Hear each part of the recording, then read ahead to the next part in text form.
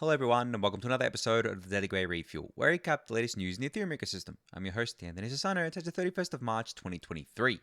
Alright everyone, let's get into it. So we have another all core devs call that was wrapped up, and Tim Biko is on Twitter with the thread, of course. They discussed a bunch of different things, including Shapella, which obviously is around the corner, EOF, self-destruct, EL and CL state access, local block building, and Verkle tree. So seems to have been a bit of a packed core dev call, and definitely moving past withdrawals now, moving on to future upgrade things. I don't think EIP 4844 was discussed in this call, but other things that are going into the next network upgrades, such as EOF, was discussed. So you can, of course, read Tim's thread about this, but great to see that progress, it doesn't seem to be slowing down at all. And we're already talking about Verkle trees, which is, of course, part of the Verge, part of the Ethereum roadmap.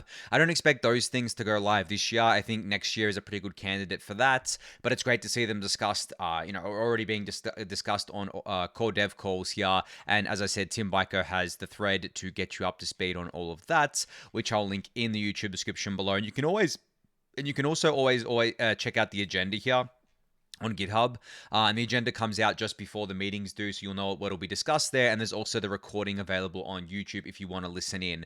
Look, the core dev calls are pretty slow generally, so I don't recommend most people listen in. They're slow and technical, and you can get basically the meat of it from Tim Biko's threads. But if you are someone who just wants to put it on in the background or enjoys those more technical discussions, well, it's always there. It's always recorded. But I've tried to listen to a few of them myself. A lot of it is just a lot of back and forth about the technical stuff that I really don't have any context around, especially when it comes to core client teams just talking to each other. It's kind of all gibberish to me. So for me, I go off Tim Biko's threads. I definitely like. There are other people that do threads as well, and I look at people's recaps rather than watching and listening to the core dev call itself. But as I said, if that's something that you're interested in, you can definitely go always check that out on the Ethereum Foundation YouTube channel, which I'll link in the description below. All right, so we have Shapella going live very soon, and Danny Ryan has a tweet where he said, "Withdrawals is a great time to catalyze a redistribution of stake amongst pools for a more secure Ethereum. Just like stakers succeeded in making Ethereum more resilient by switching consensus clients, we can do so at Shapella for pools. Do your part, switch to a smaller pool." Now, this is, of course, just reiterating what I've been saying for many months now about the fact that we need to kind of do that great reshuffling of stake on the beacon chain. Now, of course, as I've mentioned previous times, it's not going to happen straight away. It's going to be a long process, maybe 6, 12, 18-month process of us seeing a reshuffling of stake. And of course, immediately after Shapella goes live, some of these services will be enabling withdrawals, such as Coinbase announced they'll be enabling withdrawals within 24 hours, whereas Lido is going to be at least a month. RocketPool, I'm going to talk about in a little bit, but I believe they're going to be about a week after, I believe, with the Atlas upgrade. So yeah, it's not all going to happen at once, but that's why I say 6, 12, 18 months, we're going to hopefully see this reshuffling of stake, and we're going to see certain pools that have a lot of dominance, such as Lido and the centralized exchanges. We want to see their dominance come down. And I was discussing this with another person the other day about that percentage of what we actually want to see as the maximum percentage per entity on the beacon chain. And I really don't think you can define it, honestly. There is no objective kind of percentage that you can give based on whatever facts you want to base it on. There's just not something that people are going to agree with, and not everyone's going to agree with. So personally, I've said before, anything over 10% I consider to be just too much for any one entity to have. But there's a lot of nuance there, because if, for example, there were over 10% of solo stakers, I would prefer that than Coinbase having 10%, for example, right? Because it's very, very different. The solo staker entity shouldn't be considered one entity, because obviously they're individuals spread all out around the world, but it's also quite difficult to identify solo stakers. It's definitely not something that you can identify with any kind of 100% accuracy or anything like that. So there are a lot of nuances there as well. And then same for something like a Rocket Pool, right? A decentralized staking provider. I would be okay with them having more percent of a share than a centralized one, because again, there's that nuance of it being decentralized versus centralized. And that's why you can't really have a flat percentage and say, okay, well, no provider can have over 10% or no entity can have over 10%. I mean, it sounds good on paper, but when you start thinking through the kind of consequences of that and thinking through the nuance of that, it doesn't really make much sense anymore. So I personally just want to see the more of a kind of spread out beacon chain. Right now, I think that we have a, I guess, like a there's like what, 3 or 4 top operators on the chain right now, top entities on the chain right now. Obviously, Lido being the biggest one, but I've discussed Lido before and how I believe that they're at least a lot better than a centralized exchange because they spread out the stake to various different entities around the world, and most of those entities are not actually based in the US either, which is very positive. But yeah, generally, I would love to see more solo stakers after.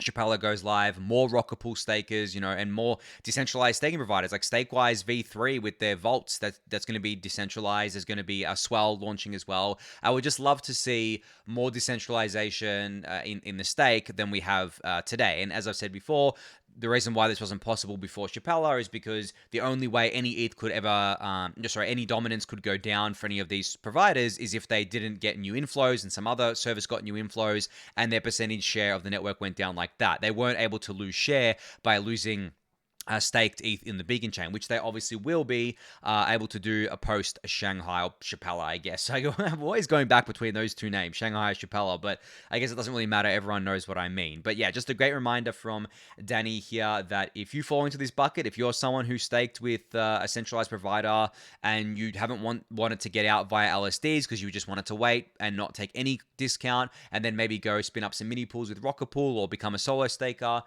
just a reminder there that, it is the path to do. If you're able to do it, it is the path to take post Shapella here.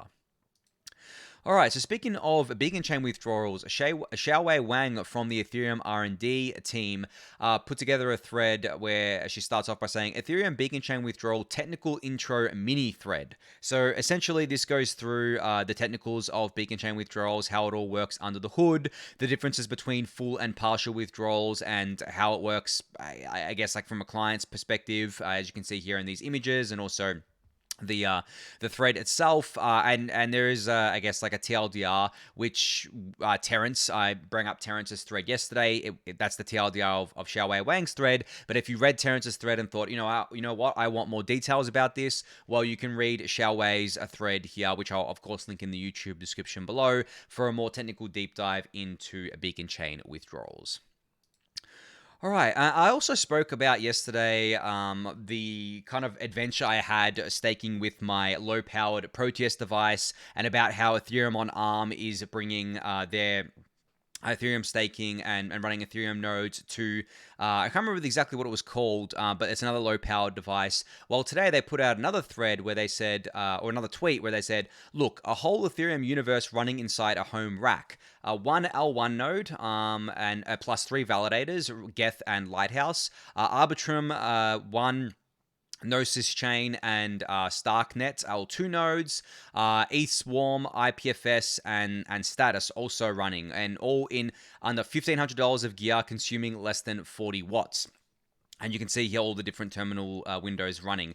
This is very cool, and there's more details in this little thread here, but this is really, really cool. Not just because it's running on a Rock 5B board, as you can see here, but the fact that you can run all these things today, right? Like you can run all of these things on a low-powered device today, and using less than 40 watts, which is incredible especially for people who want to watch their electricity bills. And it's nothing like proof of work, of course, but this is very, very cool. And as I said, it's all being done on a Rock 5B board here, 16 gig version, and then the full specs are here of what they're using. They're using a 2 terabyte SSD as well, which apparently is $140 US. So I forgot the price. I didn't know what the price was yesterday, but they're so cheap. I mean, I remember when SSDs were first coming out, and not even just not the NVMe SSDs, but just the ones that just the normal ones that use the SATA connection, and that was so expensive. It was crazy. Like you were like, if you had an SSD and it was a decent size, you could put like a game on it. You were like regarded as a god in gamer circles because you could load everything really quickly and all that sort of stuff, right?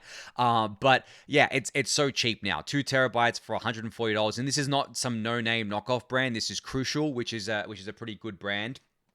in general, and also running on a Rock 5B board, which, as I said, has proven, at least for me, to be really, really reliable with my Proteus device. Even after I re-imaged the device away from the stock image that came with it, everything has been running really, really well there. So I just wanted to highlight this because, yeah, this is decentralization in a nutshell. Being able to run these things on low-powered devices and being able to run just nodes in general on low-powered devices. I know some people will say and knock back at me and say, well, look, okay, yeah, you can run Ethereum validator on a really low powered device, but the thing is you still need 32 ETH to run the validator. I'm like, okay, let's break that down. Yes, you need 32 ETH to run a validator, but to run a solo validator, but you can run other validators. You can run RocketPool mini pools, right? And post Atlas, you'll be able to run them for 8 ETH plus 2.4 ETH worth of RPL. That is collapsing the cost there by about a third, right?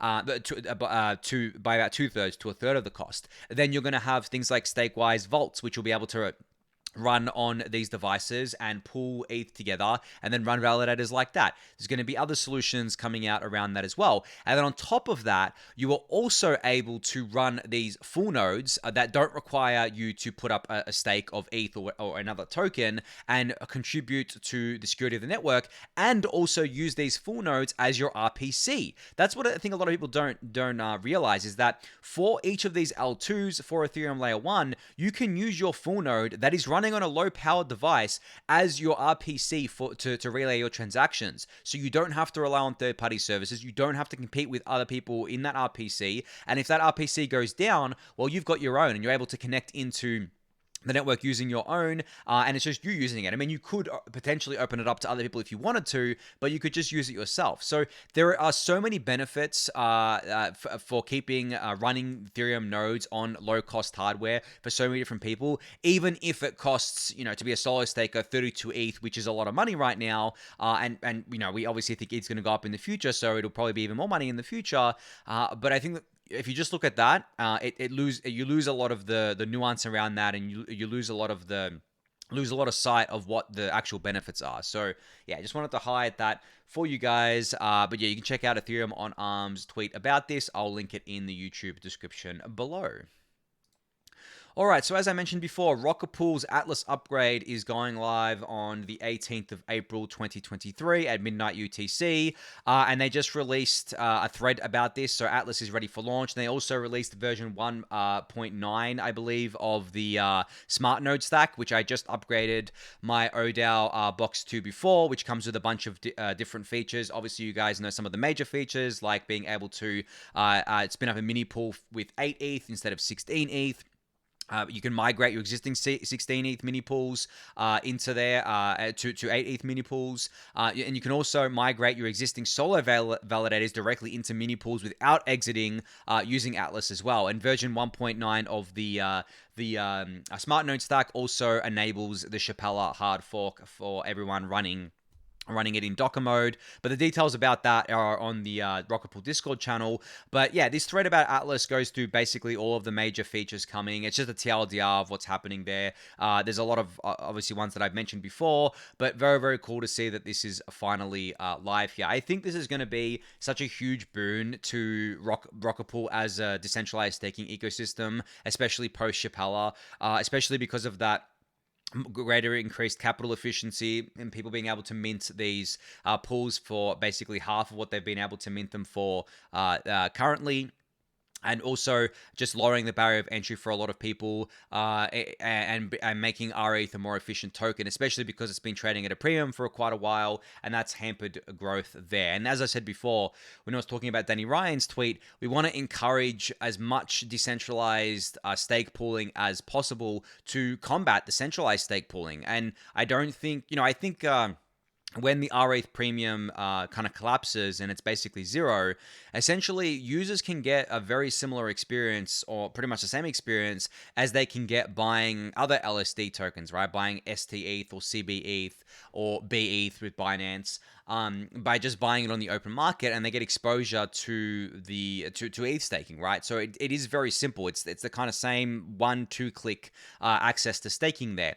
Obviously, if you want to deposit directly into something like a centralized exchange staking or a Lido staking, it is still easier because you can just deposit directly and they'll handle everything in the back end for you, but it's centralized, right? Whereas with RocketPool, you get to do it yourself, and that doesn't have to be centralized, and you can do it with Post Atlas. You can do it with 8 ETH and 2.4 ETH worth of RPL, which obviously lowers the barrier to entry for decentralized staking there. And I do know that there are plans to get that 8 ETH down to 4 ETH eventually as well. It's just a matter of developing this slow and steadily, making sure that it's secure, making sure that we aren't taking shortcuts and introducing risk into RocketPool, because I think the single worst thing that can happen to any staking pool is them getting massively slashed for some reason, or some other way that they lose their staked ETH. Maybe it's a smart contract hack or something like that. That is the single worst thing that could happen to a staking pool provider, because I truly believe that would actually be a death blow for that provider. I don't think people would want to use it after that. I think that if it were to happen to any of the solutions today, that's the end result. They will lose a lot of their stake, and then people will just go elsewhere, especially because there's going to be a lot more solutions available for them in the coming months. And the way I think about it, and the reason why I have that opinion, is because look at USDC as an example. I know this doesn't map one-to-one, but it's more about, I guess, like safety and security here. So USDC, as I've described before, is fine, right? It did that, obviously, depeg thing that it did, but it's fine. It's trading at $1 now. You can redeem it. Nothing's wrong with it. It's the same as it's always been, right?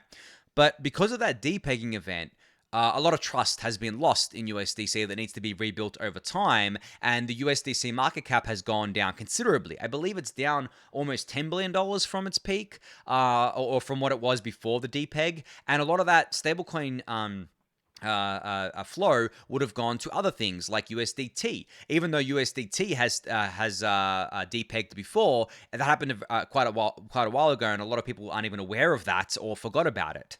And it's gone to a few other stablecoins as well. I believe there are some that are currently growing off the back of that. Now, as I said, it's not a perfect analogy, but that's the same way I think about the staking providers. If there was a mass slashing event due to the staking provider stuffing up in some way, especially the centralized ones, with a decentralized version like RocketPool, it's very hard for there to be a mass slashing event unless something was actually wrong with the software, the smart node stack, or there was a bug in the smart contracts or something like that, because there are separate node providers, right? Whereas something like a centralized exchange that may not be employing best practices could have a mass slashing event on their validators and lose trust from a lot of people and have a lot of outflows, and it cost them a lot of money. Now, thankfully, post Shanghai and post Shapella, we're going to have solutions like Obel Network going live with their distributed validator technology, which is going to make it easier to have redundancy and security for running validators, whether you're doing it in a centralized or decentralized way. So that's going to help a lot as well. But yeah, that's how I view it. It's like the single worst thing that can happen. So we obviously want these things to be developed at a slow and methodical pace, and keeping security in mind, but also keeping pace with market forces. Obviously, that's always the challenge for any product within any industry, really. You want to make sure you're doing it the right way. You want to make sure that you're not harming your customers, so to speak, in any way, especially when there's money on the line, obviously. But you want to be able to do it in a way that is secure, right? But also efficient. But yeah, anyway, you can check out RocketPool's thread about Atlas. I'll link it in the YouTube description below. All right, so I've spoken about StakeWise V3 a fair bit on the Refuel, and also a fair bit on this episode. Well, they have a thread out today where they introduce vaults, which is something that I've spoken about on the Refuel a bunch of times before. But they describe vaults as representing non-custodial mini staking pools that can be deployed by anyone to accept ETH delegations, run a staking business, and access liquidity for your stake. So essentially, what this allows anyone to do is become a Lido, basically, right? Or become like a Lido operator without having to go through the Lido governance process. Now, obviously, you wouldn't obviously become a part of the Lido network doing this, but you'd be able to set up your own pool. And as I've discussed before, I could, for example, set up my own vault and say, hey, hey everyone, like give your ETH to my pool, my vault. It's non-custodial, by the way, so you're not giving your ETH to me, but stake your ETH with me. I'll run the validators, I'll run everything for you. I've got experience there, obviously, and I've got redundancies in place and everything like that. And then you won't have to worry about any of that, but you still get the benefit of a much more decentralized stake, right? Much more decentralized ETH staking and helping the health of the overall health of the Ethereum network, I should say. And on top of that, if I was to take a fee, I could direct that anywhere I wanted. So as I've said before on the refuel, I plan to actually spin up a StakeWise V3 vault, take a fee, and then donate that fee to the Protocol Guild. So not only do you get to stake your ETH with a trusted provider such as myself, right, where it's non-custodial, you're basically just trusting me to run the validators and run them correctly, but you get to help out core developers as well and help out public goods. So that kind of stuff is the stuff that excites me, and I know it excites a lot of you, but this is the first time that I will be able to do this, basically. And I'll even be able to run distributed validator technology as well. So what I could do is I could essentially work with some community members and say, hey, do you want to run these validators with me? And then we could all run them together and make it even more resilient and secure. So really, these things are going to be happening a lot over the next 6, 12, 18 months. And this is the kind of stuff that's definitely going to lead to that great reshuffling event that I've been trying to push. It's not a guarantee that it's going to happen. I just want to highlight that. But I've been trying to push, and I'm trying to meme it into reality because we need it to happen for the good and the health of the Ethereum beacon chain. So yeah, I'll keep you guys updated on my progress with StakeWise V3 vaults here when they go live and everything like that. But this thread explains what they are as well. You can go give this thread a read. I'll link it in the YouTube description below, and it'll probably do a better job of explaining it than I did. But yeah, you can go give it a read. I'll link it for you below. All right, so the results of Optimism's retroactive public goods funding round 2 are in. Now, there were a lot of tokens given in this round. 10 million OP tokens, which is over $20 million worth, was given to, I believe, how many projects? I'm wondering if 195 projects were nominated, and all 195 were rewarded. Now, they were a part of different categories. There were 3 categories: infrastructure, education, and tooling and utilities, and they all got roughly equal amounts of OP for each category, and then the category breakdowns are here in the blog post. So you can see here in the education category, L2 Beat topped out, and they got over $500,000 worth of OP, which is pretty cool. There's a bunch of other projects here. Obviously, some names will pop out to you, like Zach XBT, who does a lot of reporting and calling out of scams in the ecosystem. He was given over $400,000 worth of OP. It's really awesome to see Polynia here for all the work that they've done in education. You can see that they've been given almost 100,000 OP, which is I believe over $200,000. And yeah, you can keep going down this list and checking out all the names for yourself. Hill Dobby's here for his Dune dashboards. He got given 31,000 OP. So the rewards here are quite lucrative, guys. Like, this isn't small amounts of money. This is life-changing money for some of these individuals here. I mean, I'm sure $500,000 is a lot of money for Zach, and I'm sure he's feeling very appreciated with that.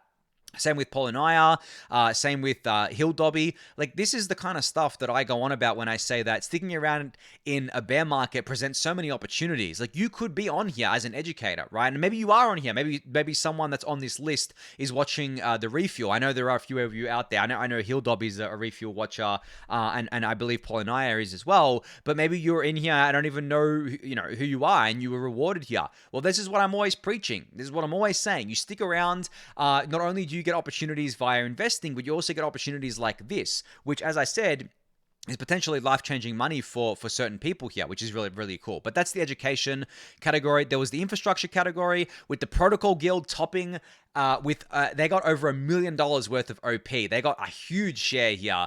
And then coming in second place was Go Ethereum, or Geth, getting over I believe $600,000 worth of OP.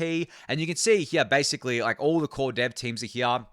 A lot of the stuff that we all use and a lot of developers use, such as Ethers and Viper, and I mean Gnosis Safe is here as well, and the Beacon Chain website too. Like, this is really awesome too to see infrastructure getting a lot of funding here as well. And then you can see in the tooling and utilities, section, Open Zeppelin top tier with DeFi Llama coming second, and then a bunch of others as well, which you can check out. I'll link it in the YouTube description below.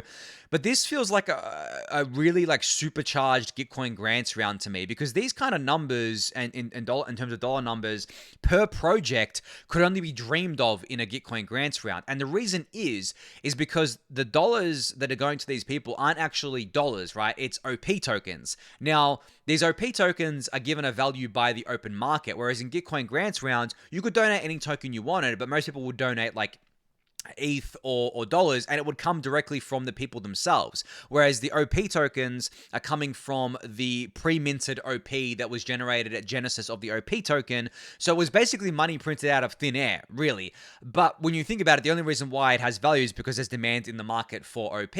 And right now, the market is rating our OP at over $10 billion fully diluted value. That's why these dollar values are so high here, even though it was a very small percentage of the total OP supply. As I said, the 10 million OP tokens, which is a tiny percentage of the supply. I believe the OP supply is what, like 7 billion or something like that. 7 billion, I can't remember. Oh no, maybe 4 billion or something. I want to look it up quickly because I don't want to give out the wrong information here. I'm just looking it up on my other screen. So I believe the total supply is 4.2 billion. I don't know where I got 7 billion from. 4.2 billion. So only 10 million tokens of that 4.2 billion was given out in this round, and there is a lot of tokens. I believe 800 million tokens allocated towards these retroactive public goods funding rounds. So there is plenty of opportunity here, plenty of money to be made for providing value to the Ethereum, crypto, Optimism ecosystems, layer 2 ecosystems generally. So just really great to see this. I'm super pumped for this sort of stuff because you guys know I'm a public goods maximalist, and you can check out all of the recipients and the amounts that they got for yourself. I'll link this in the YouTube description below. All right, last up here is a tweet that I put out today. It's a little bit political, but I'm not going to get into the politics side of it. I just wanted to talk to it a little bit. So I tweeted out by saying, being anti-crypto is sadly the popular stance in the quote-unquote normie circles of the world and will win Elizabeth Warren many votes. And I should give some context here that Elizabeth Warren has a new campaign right now where she's basically running on an anti-crypto campaign. And that's literally part of her campaign. So that's why I put this tweet out. But I continued and I said, what we as an industry need to do is work to change the attitude of regular people towards crypto. One of the ways we do this is by building products and services that regular people can get value out of, instead of telling them bullshit like BTC is going to $1 million and the USD is going to hyperinflate in 90 days. We also need to do much better to call out Ponzi's like Terra and frauds like SBF. Deifying the people running these projects did enough damage to make being an anti-crypto politician a popular stance. Now, as I said, I don't want to get into the politics side of this sorts of thing, but what I do want to do is expand on what I've said here. So for the last year, all the mainstream non-crypto people have heard about crypto has been all the shit, right? Terra collapsing, FTX collapsing, all the funds collapsing, the prices going to shit, right? That's all they've heard, really. And to them, and I don't blame them if that's all they've heard, they think crypto is a scam. They think literally all of it is a scam because all they hear about is this shitty stuff because that's what the mainstream media reports on. Now, of course, they should be doing better research than just defaulting to the mainstream media, blah, blah, blah, whatever. I'm not here to debate that point. What I'm here to say is what the reality is, right? The majority hates crypto, and it is a very popular platform to run on right now in the US because of that, right? Especially for someone like Elizabeth Warren, whose platform has traditionally been like anti-banking, right? Reining the banks in, going against Wall Street, all that sorts of stuff. The crypto resonates with that same base because that same base believes that crypto is a scam, right? It's all a grift. It's all just money being made for already rich people, and screw those guys, blah blah blah, right? Screw the rich, so to speak. That's the kind of base that Elizabeth Warren already has. So this will appeal to that existing base. And then, of course, it'll also appeal to moderates who may hate crypto, right? And they're looking for a politician that will do something about crypto because they feel like it needs to be reined in, just like the banks. And that's exactly who she is appealing to. But yeah, just generally, when you think about what the non-native crypto crowd thinks about crypto, just everyone else out there, they either don't think about it at all. I mean, that's obviously a stance for many people, or they hate it and want it to be either banned outright or reined in or limited or whatever, right? For whatever reason. That's the stance of a lot of people. And that's just the unfortunate stance of a lot of people. Now, as I said before, can I blame them for this? Not if that's all they're hearing from mainstream media, not if they're not paying attention. And can I really put all the blame on mainstream media? No, I can't, because without this crappy stuff to report on, they wouldn't be reporting on it, right? Like, people within crypto, they deified Do Kwon. They pumped up Terra. And I'm not talking about just random shills and reply guys on Twitter. There were plenty of legitimate, quote, I'm doing the air quotes, right? Legitimate people and funds and smart money that all got into Terra and all pumped the shit out of it, even though it was one of the most obvious Ponzi's that existed in crypto, right? And then with SBF and FTX, to be fair, it wasn't as transparent. Well, nowhere near as transparent as Terra, but there were red flags everywhere with SBF and FTX. And people ignored that because obviously they were making money, right? And then all the other shit that came out last year, again, people ignored. Celsius, BlockFi, all that sorts of shit, right? People ignored it. Like, oh, I'm getting really high yields when interest rates are basically 0%. No one really questioned that. It's like, well, I mean, why is the yields that high? Well, a lot of the time it's because of token incentives, or a lot of the time it was because of crypto leverage, where funds were all borrowing from each other and paying a premium to do that, and then that premium was getting paid to customers, or getting passed down to customers whose assets were being lent out to these people. And then we saw what happened with 3 Hours Capital with the alleged fraud around them and everything like that. So, we can't really blame people for having this anti-crypto stance right now, because all they've seen is all this shit, and that we haven't actually developed any products that the regular people will get use out of, at least right now, because it's still very early. And I'm not particularly blaming us for not developing it because it is so early, but I just wanted to explain and expand on this tweet because that's how I think about it. That's the logic I'm going off, and that's why you see all this anti-crypto rhetoric from a lot of the politicians, because it's a very popular stance to take right now.